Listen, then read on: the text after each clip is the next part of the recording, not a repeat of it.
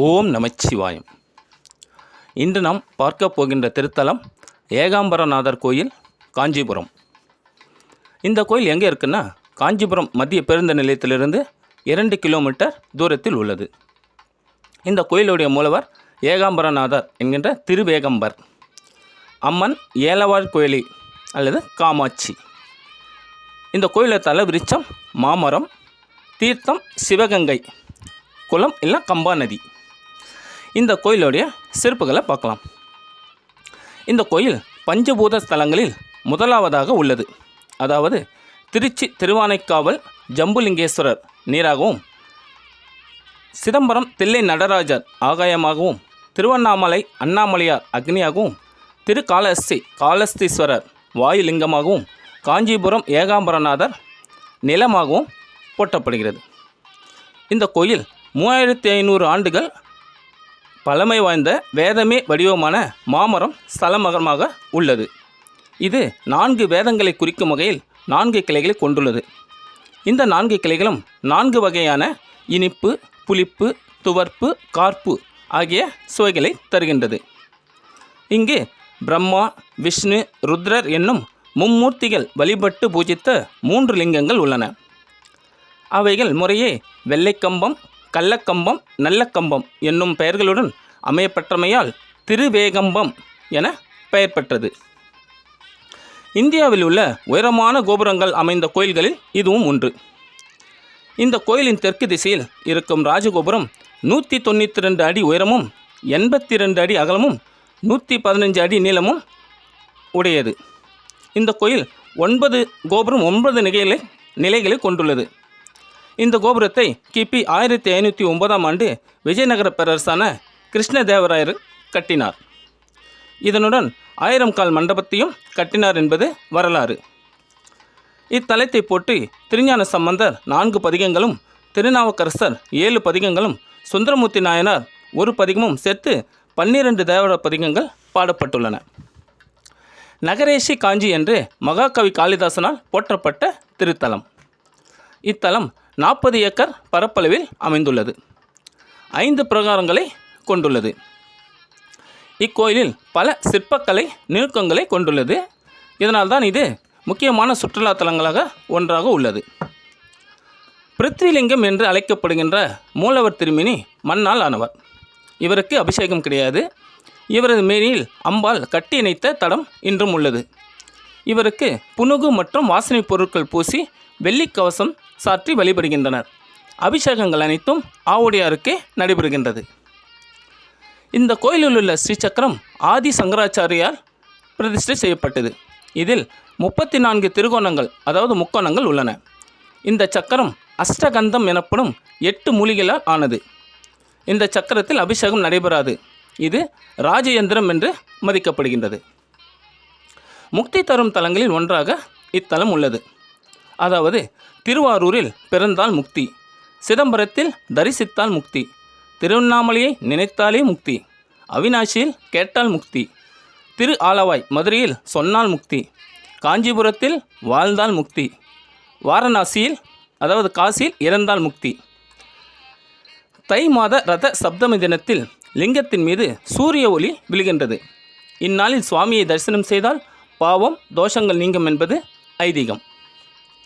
காஞ்சிபுரத்தில் பாடல் பெற்ற ஸ்தலங்களான கச்சி மேற்றரளி, கச்சி ஓனகாந்தன்றலி, கச்சி நெறி காரைக்காடு, கச்சிய நேக தங்காவதம், கச்சி ஏகம்பம் என 5 ஸ்தலங்களில் ஒன்றாகவும், தொண்டை நாட்டு பாடல் பெற்ற ஸ்தலங்களில் முதலாவதாகவும் இத்தலம் உள்ளது. கச்சி மாயானம் என்னும் ஒரு வைப்புத்தலமும் உள்ளது.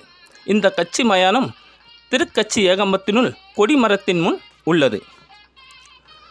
திருவாவூடுதுறை ஆதீனம் மாதவ சிவஞான யோகிகள் அருளிய காஞ்சி புராணமும், கச்சியப்ப முனிவர் அருளியதும் அதனுடைய 2ஆம் காண்டம் என்று சொல்லப்படுகின்ற காஞ்சி புராணமும், கச்சியப்ப முனிவர் இயற்றிய கச்சி ஆனந்த ருத்ரேசர் வண்டு விதுத்தூது இரட்டையர்கள் பாடிய ஏகாம்பரநாதர் உலாவும், பட்டினத்து பிள்ளையார் இயற்றிய திருவேகம்பமுடையார் திருவந்தாதியும், மாதவ சிவஞான யோகிகள் அருளிய கச்சி ஆனந்த ருத்ரேசர் பதிகம், திருவேகம்பர் ஆனந்த கலிப்பு, திருவேகம்பர் அந்தாதி ஆகியவை இக்கோவிலில் இறைவன் சிறப்பை கூறும் நூல்களாகும்.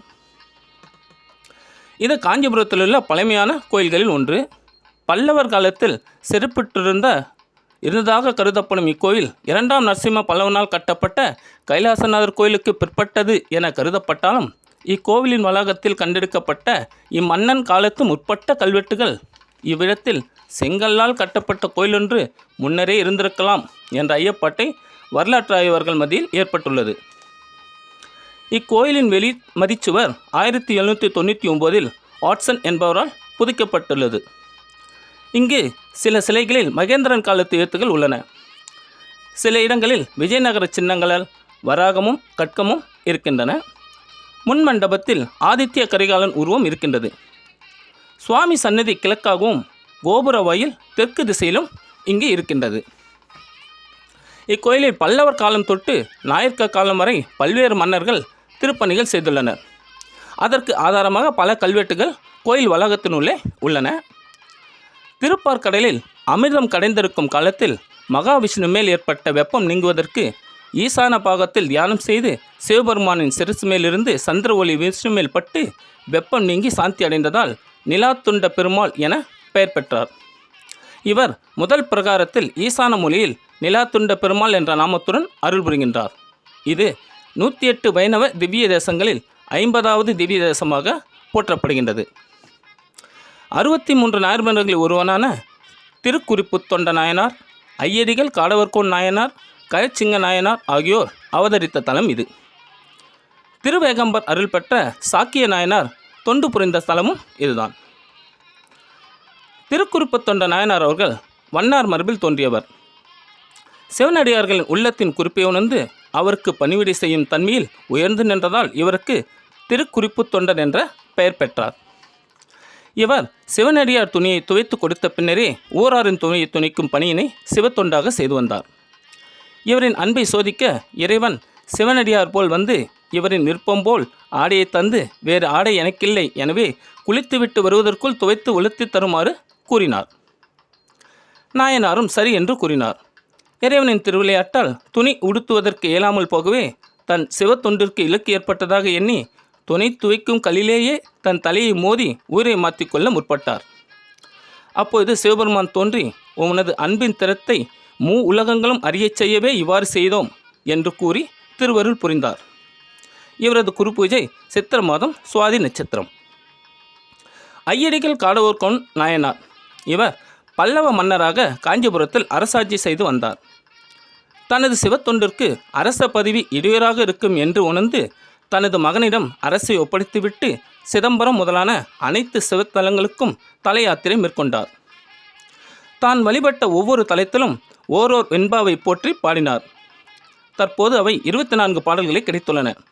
அவற்றின் தொகுப்பே சேத்திர திருவெண்பா என போற்றப்படுகின்றது. இவரது குரு பூஜை ஐப்பசி மாதம் மூலம் நட்சத்திரம்.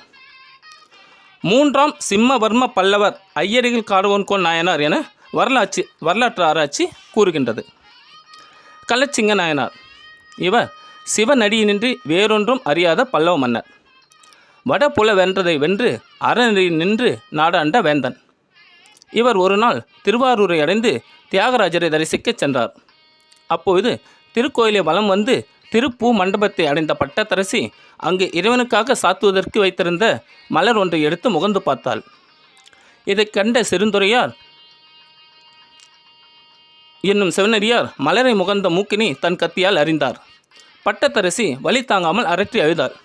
அழுகுரலை கேட்டு வெளியே வந்த அரசன், அரசி என்றும் அறிந்தும் இந்த கொடுஞ்செயலை செய்தவன் யார் என வினவினார்.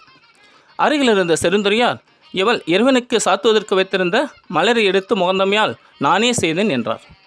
அப்போது கயச்சிங்கன் அவரை நோக்கி, பூவை எடுத்த கையை என்றோ வெட்ட வேண்டும் என்று தன் உடைவாளை எடுத்து அரசியின் கையை வெட்டினார்.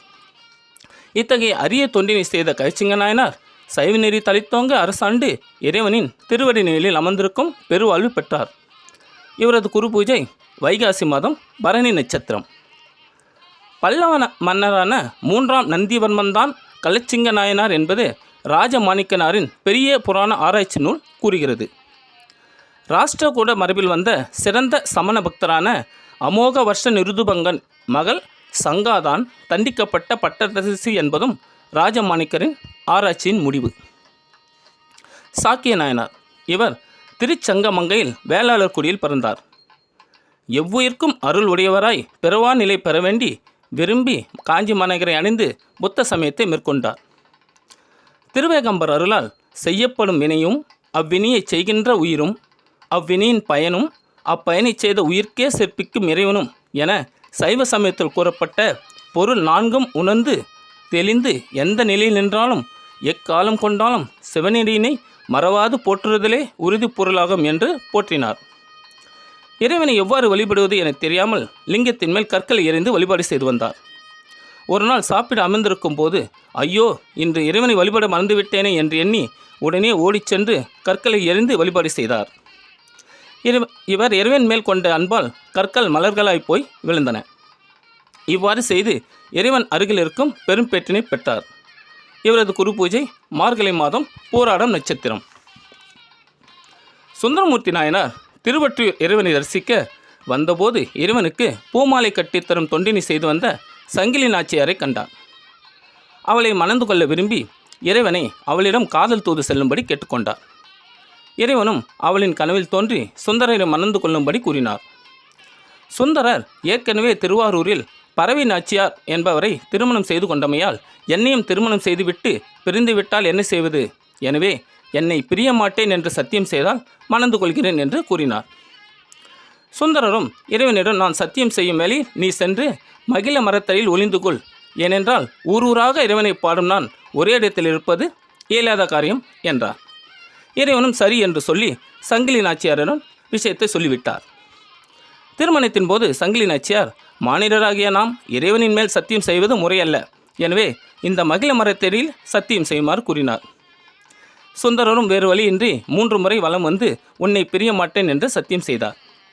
பின்பு திருவாரூர் செல்வதற்காக சங்கிலி நாச்சியாரை பிரிந்து திருவொற்றியூரிலிருந்து புறப்பட்டதால் தனது 2 கண் பார்வையும் இழந்தார்.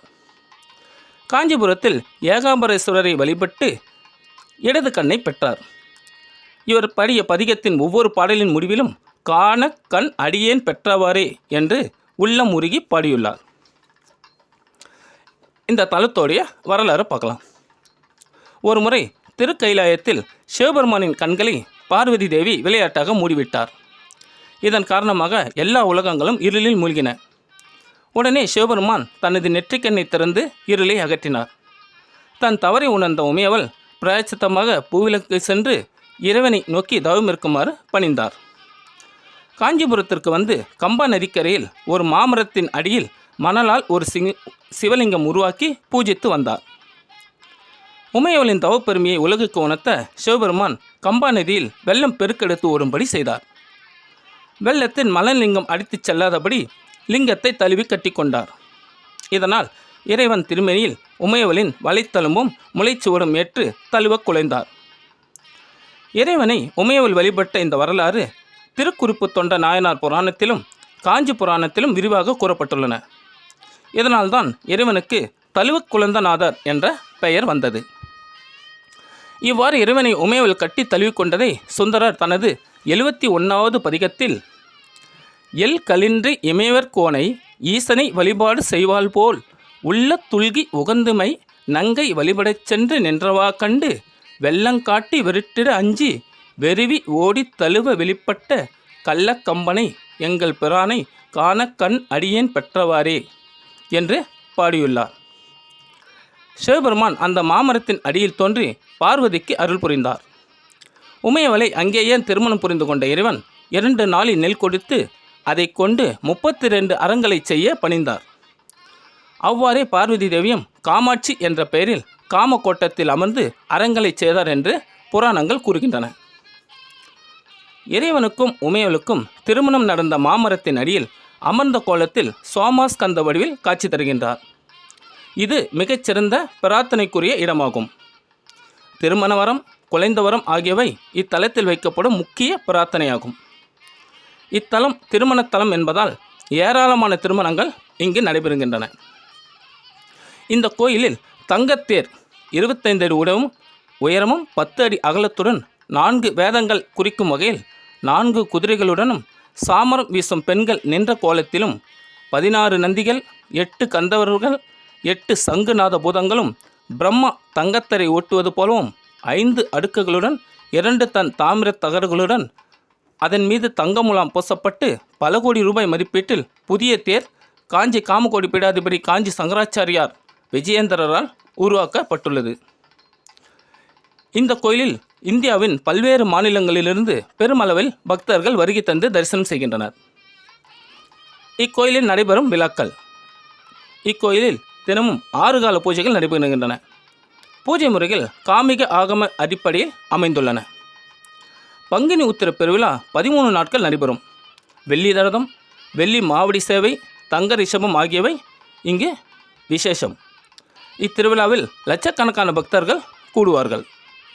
பௌர்ணமி, அமாவாசை, பிரதோஷம், தமிழ் ஆங்கில வருடப்பிறப்பு, தீபாவளி, பொங்கல் ஆகிய விசேஷ நாட்களில் சுவாமிக்கு சிறப்பு அபிஷேக ஆராதனைகள் நடைபெறும். ஆனி திருமஞ்சனம், ஆடி கிருத்திகை, ஆவணி மூலம், நவராத்திரி, பங்குனி உத்திரம், சித்ரா பௌர்ணமி, வைகாசி விசாகம் போன்ற விழாக்களும் சிறப்பாக இங்கு நடைபெறுகின்றன. கோவில் திறந்திருக்கும் நேரம் காலை 6:30 டு மதியம் 12 மணி வரை, மாலை 4 மணி முதல் 8 மணி வரை. மூலவர் ஏகாம்பரநாதரை நேரடியாக சென்று தரிசிக்க 5 ரூபாய் கட்டணம் வாங்குகிறார்கள். கட்டணம் செலுத்த விரும்பாதவர்கள் இடதுபுறம் சென்று வேறு பாதை வழியாக உள்ளே சென்று இறைவனை தரிசிக்கலாம். இத்தலத்து இறைவனை வணங்கினால் முக்தி கிடைக்கும், மன அமைதி கிடைக்கும். எனவே கச்சி ஏகாம்பரநாதரை வழிபட்டு வாழ்வில் எல்லா வளமும் நலமும் பெறுமாறு கேட்டுக்கொள்கிறேன். ஓம் நமச்சிவாயம். இந்த வீடியோ உங்களுக்கு பிடிச்சிருந்தால் லைக் பண்ணுங்கள், ஷேர் பண்ணுங்கள், சப்ஸ்கிரைப் பண்ணுங்கள். உங்களுடைய கருத்துக்களை கண்டிப்பாக கமெண்ட் பாக்ஸில் பதிவு பண்ணுங்கள். நன்றி.